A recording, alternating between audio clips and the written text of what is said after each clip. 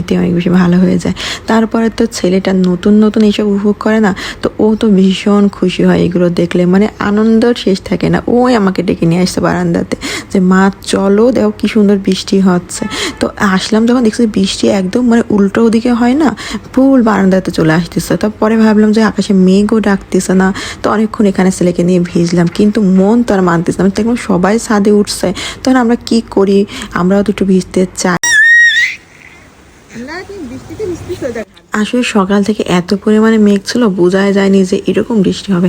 এত ঝুম বৃষ্টি, মানে এরকম সময় ছাদে সবাই যখন ভেজে তো আরও মজা লাগে, মানে মনে হয় যেন নিজেও যেন ছুটে যায়।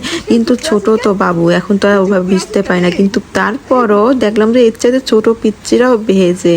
তো কেননা আমরা মা ছেলে মিলে একটু ভিজি, এখন ছেলের আবার চিন্তাও হয় জ্বর না চলে আসে, কিন্তু মজা করা তো আর মিস করা যায় না। এই দিন তো আর ফিরে পাবো না।